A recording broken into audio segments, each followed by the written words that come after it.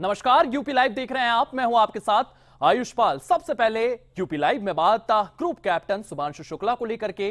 देश का तिरंगा अंतरिक्ष की ऊंचाइयों से लहराकर लौटे भारतीय अंतरिक्ष यात्री कैप्टन शुभांशु शुक्ला एक्सयूमो 4 मिशन को सफलतापूर्वक पूरा करने और अंतर्राष्ट्रीय स्पेस स्टेशन से वापसी करने के बाद लखनऊ की धरती पर उनका भव्य स्वागत हुआ है। किस तरीके से यहां पर ये पूरे के पूरे कार्यक्रम का आयोजन किया गया और इस कार्यक्रम के दौरान उनकी ओर से क्या कुछ बात कही गई, इस रिपोर्ट में देखिए।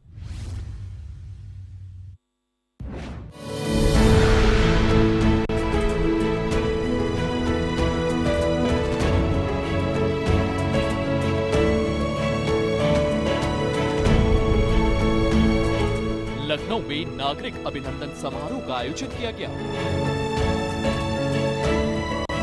इस आयोजन में मुख्यमंत्री योगी आदित्यनाथ बतौर मुख्य अतिथि शामिल हुए। सीएम योगी ने शुभांशु शुक्ला को बधाइयां दी और कहा कि उनका ये योगदान पूरे देश के लिए प्रेरणा है।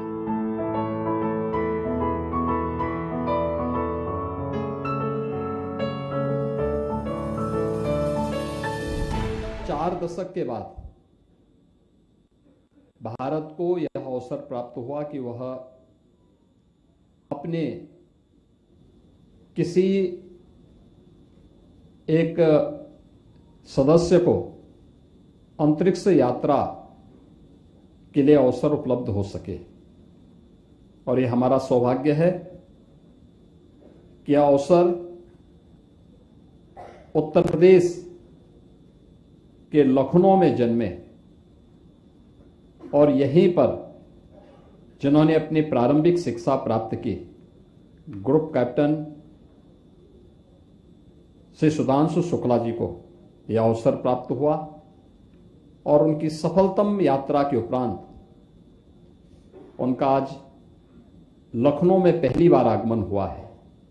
तो उत्तर प्रदेश की धरती पर, उत्तर प्रदेश की राजधानी लखनऊ में उनका आगमन हम सबको अत्यंत आह्लादित करता है। उनकी यात्रा तो हम सब के लिए कौतूहल का विषय थी ही। हर भारतवासी बड़े विश्वास के साथ उनकी यात्रा को देख रहा था, आशा भरी निगाहों से देख रहा था, एक विश्वास के साथ देख रहा था। और यात्रा से सकुशल वापसी के उपरांत आज उनका अपने घर में वापसी हुआ है। तो स्वाभाविक रूप से मैं प्रातःकाल 4 बजे से ही देख रहा था। लखनऊ में मूसलाधार बारिश थी, लेकिन उस सब के बावजूद लखनऊ वासियों ने, सीएमएस परिवार ने और हर उत्तर प्रदेश वासी के मन में एक नई उत्सुकता थी। और आज उनके अनुभवों को इस मंच के माध्यम से यहां पर साझा करने का अवसर भी प्राप्त हुआ है। मित्रों, यह कार्यक्रम इसलिए महत्वपूर्ण है। श्री शुभांशु शुक्ला के जो पूजनीय पिता हैं, उत्तर प्रदेश सरकार के सचिवालय प्रशासन के ही अधिकारी पद से अवकाश प्राप्त किए हैं। तो सचिवालय प्रशासन और उत्तर प्रदेश सरकार के सभी प्रशासनिक अधिकारियों के लिए एक नया अनुभव भी है कि लखनऊ में उनको अवसर मिला तो लखनऊ में रह करके उन्होंने अपने पुत्र की पढ़ाई पे भी ध्यान दिया और माता पिता के संस्कार से पुत्र आगे बढ़ा, सफलता की नई ऊंचाइयों को प्राप्त किया। तो प्राप्त होने के साथ ही आज वो उपलब्धि का लाभ न केवल उत्तर प्रदेश को प्राप्त हो रहा है, बल्कि पूरा देश उससे लाभान्वित होने जा रहा है। इस दृष्टि से उनकी यात्रा अत्यंत महत्वपूर्ण और आनंददायक रही है। यात्रा के दौरान मेरी इसरो के चेयरमैन बी नारायण से भी बातचीत हो रही थी और उनसे इस बारे में चर्चा हो रही थी हमारी। जब 25 जून 2025 को ग्रुप कैप्टन शुभांशु शुक्ला ने अपनी अंतरिक्ष यात्रा अपने सहयात्रियों के साथ प्रारंभ की, उसके उपरांत इंटरनेशनल स्पेस स्टेशन पर आगे क्या कुछ होने जा रहा है, आगे की क्या स्थितियां हैं, क्योंकि 25 जून 2025 की तिथि अचानक नहीं आई। एक्सियोम 4 मिशन से वापसी के बाद लखनऊ की धरती पर हुआ यह अभिनंदन समारोह न सिर्फ सुभांशु शुक्ला का सम्मान था, बल्कि भारत के वैज्ञानिक सामर्थ्य और युवाओं की आकांक्षाओं का भी प्रतीक बन गया।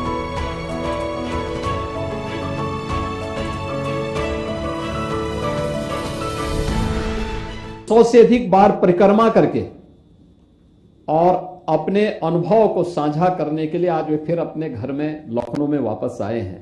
तो स्वाभाविक रूप से लखनऊ वासियों के लिए यह एक नई उत्सुकता है और उनके लिए इस फील्ड में आगे बढ़ने की एक नई संभावनाओं को भी आगे बढ़ाता है। जैसे कि यहां पे अभी सुधांशु शुक्ला जी की सफलतम उड़ान को लेकर के एक छोटे से वीडियो फिल्म के माध्यम से आपने देखा होगा कि किन किन क्षेत्रों में संभावना आगे बढ़ सकती है। आज से बहुत पहले यह फील्ड हम लोगों के लिए एक प्रकार से अछूता सा था।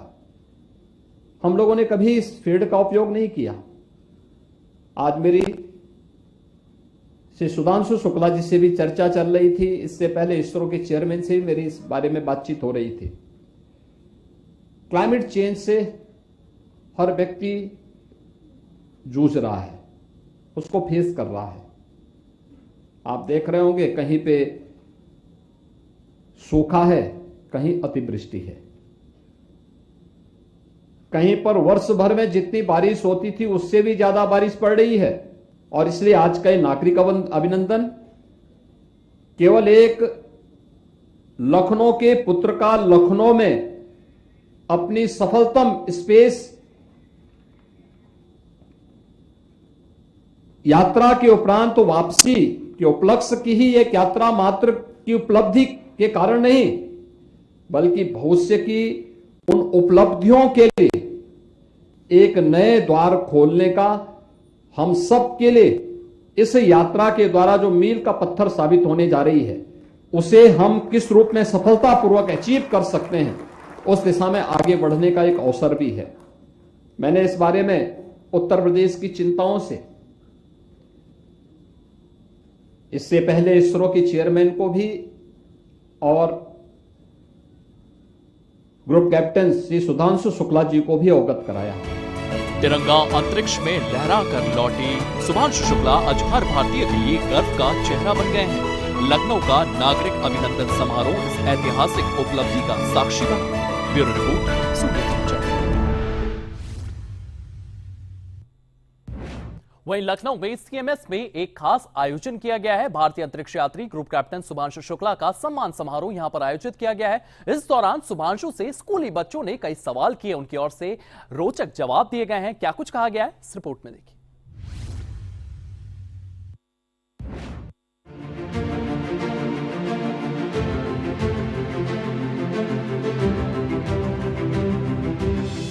लखनऊ के सीएमएस स्कूल में एक सम्मान समारोह का आयोजन हुआ। इस सम्मान समारोह में कैप्टन सुभांशु शुक्ला को उनके उत्कृष्ट योगदान और अंतरिक्ष क्षेत्र में उपलब्धियों के लिए सम्मानित किया गया। भारत माता का सपूत, उत्तर प्रदेश का सपूत सुभांशु शुक्ला जी का आगमन पूरा लखनऊ पलक पामड़े बिछाकर कर रहा है। आदरणीय प्रधानमंत्री नरेंद्र मोदी जी की अगुवाई में जिस ढंग से भारत ने अंतरिक्ष विज्ञान के क्षेत्र में एक ऊंचाइयों को छुआ है, अपने लाल का हम सब स्वागत करके बहुत ही आह्लादित हैं। और सुभांशु शुक्ला जी ने दुनिया को एक रास्ता दिखाने का काम किया है। ऐसे अवसर पर आज उत्तर प्रदेश सरकार ने भी उनके सम्मान में एक बड़ा कार्यक्रम आयोजित किया है और शहर में विभिन्न जगहों पर सैकड़ों कार्यक्रम उनके सम्मान में आयोजित किए गए हैं। युवा पीढ़ी के लिए पूर्ण स्रोत है सुभांशु शुक्ला जी। मैं बहुत बहुत अभिनंदन करता हूं, उन्हें बहुत बहुत आभार प्रकट करता हूं। इस अवसर पर उन्होंने स्कूली बच्चों से सीधे बातचीत की और अपने अनुभव साझा किए। बच्चों ने उनसे अंतरिक्ष यात्रा और विज्ञान के बारे में सवाल भी किए। मैंने उसमें बताया था एग्जैक्टली कि भारत कैसा दिखता है ऊपर से, एज अ ट्रिब्यूट। और वैसे भी सच में सिर्फ इसलिए नहीं क्योंकि हम यहाँ सारे इंडियंस हैं और मैं यहाँ खड़ा हूँ तो मैं आपको ये कह रहा हूँ कि भारत बहुत सुंदर दिखता है ऊपर से। बट सच जो उसकी पोजीशनिंग है, जैसा वो है, जब हम नीचे से ऊपर साउथ से नॉर्थ की तरफ जाते हैं तो आप इंडियन ओशन से फिर अरेबियन सी से आप क्रॉस करते हो इंडिया को, बिल्कुल डार्क होता है, एकदम अंधेरा होता है रात में, स्पेशली नाइट पास में, और फिर अचानक से एकदम चमकता हुआ भारत जो हमारा पेनिनसुला है वो उभर के आता है सामने। और वही वीडियो में अपने माननीय प्रधानमंत्री जी को भी दिखा रहा था कि किस तरह से कितना सुंदर भारत वहाँ से दिखता है। तो वाकई बहुत सुंदर दिखता है और बहुत अलग सा एक इमोशनल रिस्पांस होता है जब आप उसको देखते हैं पहली बार अंतरिक्ष से। आप अपनी कंट्री को देखते हैं जहाँ पे आप पले बड़े हैं, जहाँ पे आपके सारे फ्रेंड्स और फैमिलीज हैं, तो बहुत स्ट्रांग फीलिंग्स होती हैं। बट वाकई में भारत सारे जहाँ से अच्छा दिखता है। सुभांशु शुक्ला ने बच्चों को मेहनत, लगन और सपनों को पूरा करने की प्रेरणा दी।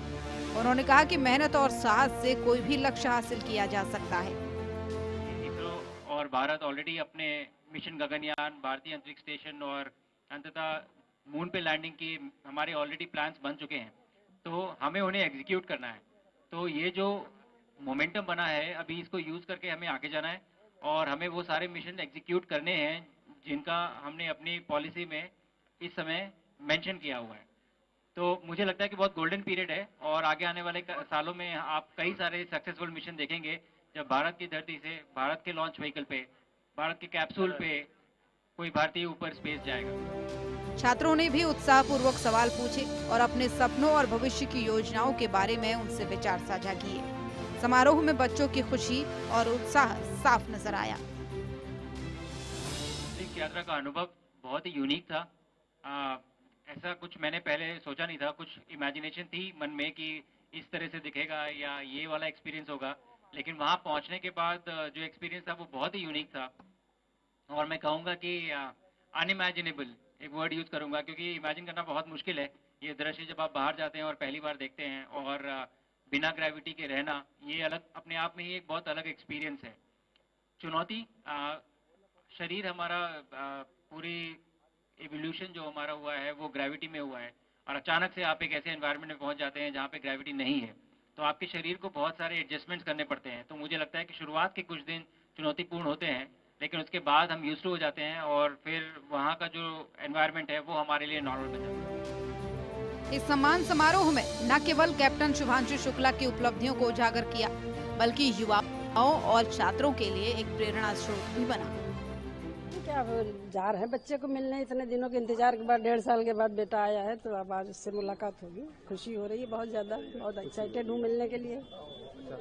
आप तमाम परिजन जो तैयार हो गए हैं, जा रहे हो वहाँ पर, कितनी गर्मजोशी से उनका स्वागत करेंगे?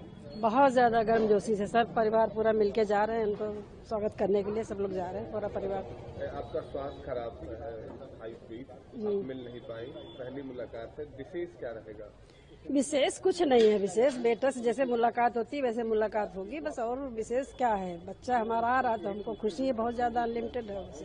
आज एक लंबी वो ट्रक उनकी यात्रा निकलेगी, तमाम जगहों पे वो लोगों का अभिवादन स्वीकार करेंगे, स्कूली बच्चे सैल्यूट करेंगे, क्या कहना है? ये तो बहुत गर्व की बात है कि उनको सम्मान दिया जा रहा है। CMS वाले सब जो है ये सब करवा रहे हैं, अच्छी बात है। उनको पूरे देश में पूरे लखनऊ में घुमाएंगे, ये अच्छी बात है, बहुत बढ़िया है। लखनऊ के CMS में आयोजित ये समारोह शिक्षा, विज्ञान और अंतरिक्ष के प्रति बच्चों में उत्साह बढ़ाने वाला साबित हुआ। ब्यूरो रिपोर्ट, सूर्या समाचार।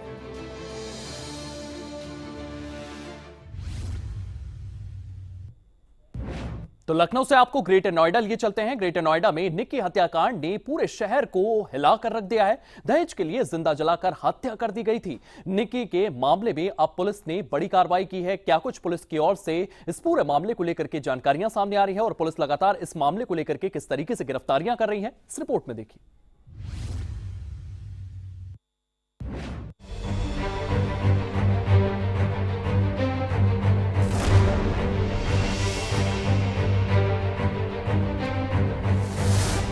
देश में अभी भी दहेज हत्या का मामला पूरी तरह से खत्म नहीं हुआ है। एक ऐसा ही मामला ग्रेटर नोएडा से आया है, जहां दहेज के लालच में एक युवती को उसके पति ने जिंदा जलाकर मार डाला।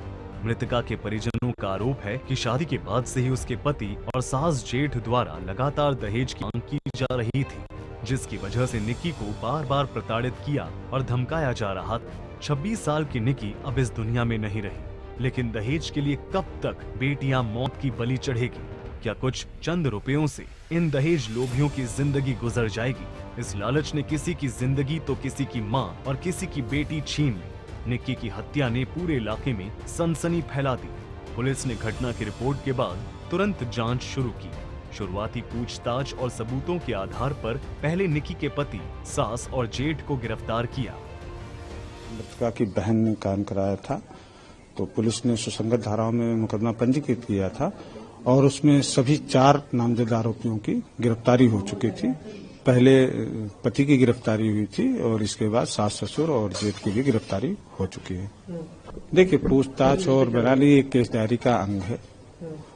जो भी तथ्य उन्होंने दिया है और परिवार वाले अभी थोड़ा सदमे में, उनके बयान जो अंकित किए जाएंगे उसके आधार पे जो तथ्यात्मक और साक्ष्य संकलन की कार्रवाई होगी उसके आधार पे हम इन्वेस्टिगेशन को आगे बढ़ाएंगे और कार्रवाई करेंगे।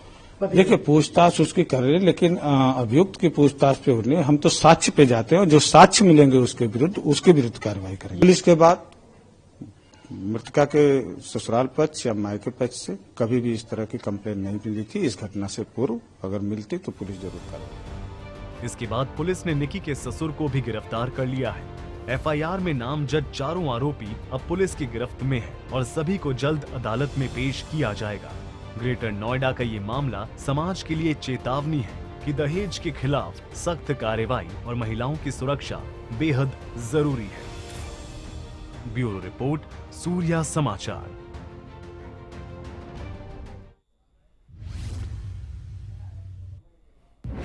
ग्रेटर नोएडा से अब आपको बुलंदशहर लिए चलते हैं। बुलंदशहर थाना क्षेत्र के राष्ट्रीय राजमार्ग 34 पर घटाल गांव के पास एक भयानक हादसा देखने को मिला है। कासगंज से राजस्थान के गोगामेड़ी जा रहे गोगा जी के भक्तों से भरे ट्रैक्टर को एक कंटेनर ने टक्कर मार दी है। इस हादसे में, इस घटना में 8 लोगों की मौत हो गई है, कई लोग घायल बताए जा रहे हैं। क्या कुछ स्थितियां ग्राउंड से सामने आ रही है, इस रिपोर्ट में देखिए।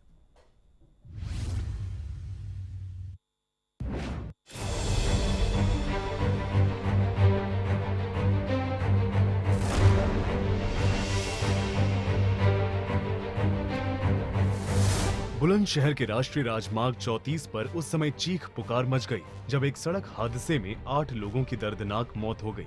यह हादसा घटाल गांव के पास हुआ। श्रद्धालुओं से भरा ट्रैक्टर जैसे ही सड़क पर आगे बढ़ रहा था, सामने से आए कंटेनर की जोरदार टक्कर से पलट गया। मौके पर चीख पुकार मच गई और लोग डर के साए में आ गए। अलीगढ़ के बॉर्डर पर NH 34 पर एक दुखद घटना घटित हुई है। एक ट्रैक्टर 60-61 लोग कासगंज जनपद के सोरो थाना क्षेत्र के रफातपुर गांव से सवार होकर के जहारपीर राजस्थान में जा रहे थे।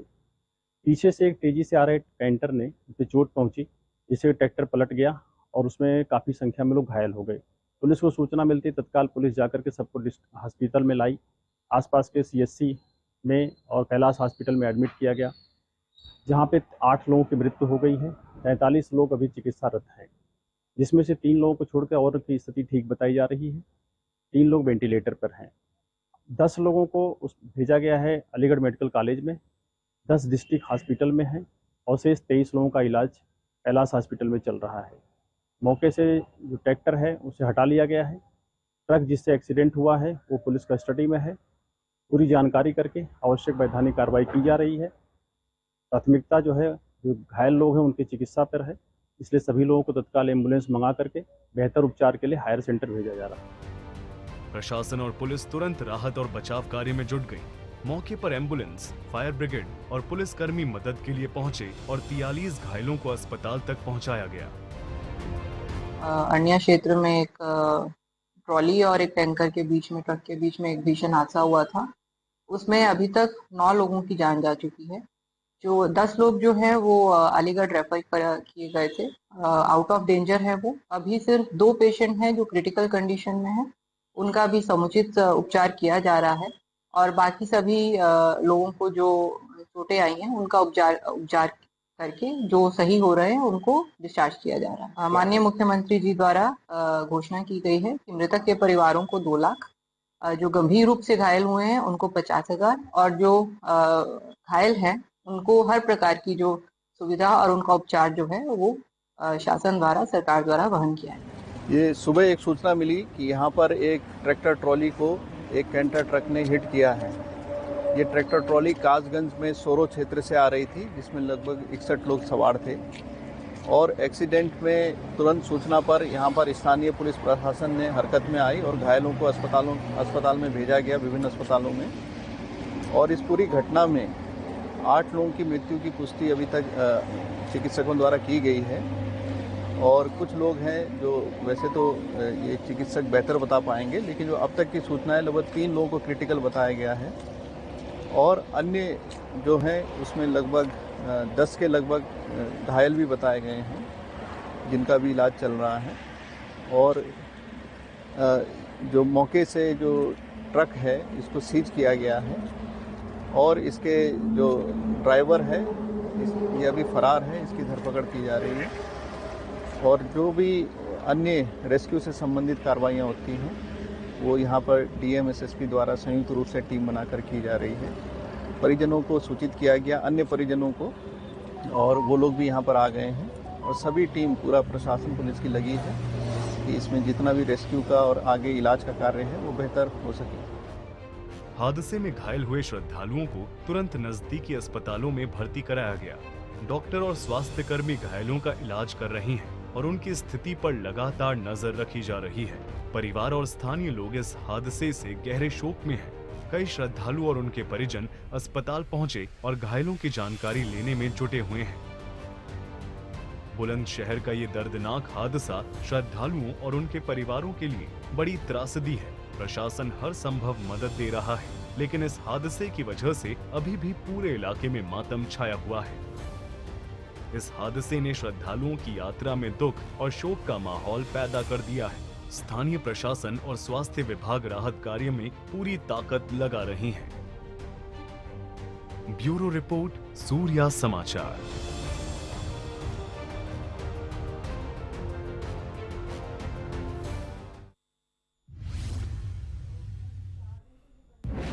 तो देश भर में हादसों के साथ साथ बारिश का भी कहर लगातार जारी है। ये खौफनाक मंजर जो बारिश की वजह से इन दिनों देखने को मिल रहा है वो बेहद ही डरावने वाला है। आपको बता दें कि इन दिनों बारिश भारी मात्रा में हो रही है और इतनी ज्यादा बरसात हो रही है कि खतरा लगातार मंडरा रहा है। पहाड़ी राज्यों से लेकर के मैदानी इलाकों तक त्राहिमाम करते हुए लोग नजर आ रहे हैं। भूस्खलन, बाढ़, बरसात का ही आलम देखने को मिल रहा है। हर तरफ तबाही की तस्वीरें सामने आ रही हैं। किस तरीके की तस्वीरें तमाम क्षेत्रों से सामने आ रही है, इस रिपोर्ट में देखिए।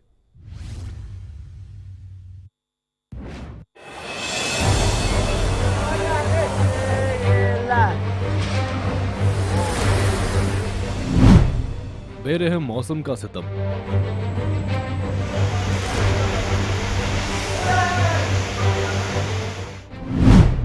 बाढ़, बारिश से बर्बादी,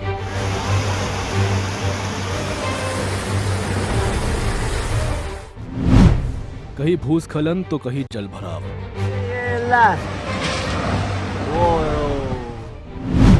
तबाही मचाती बारिश।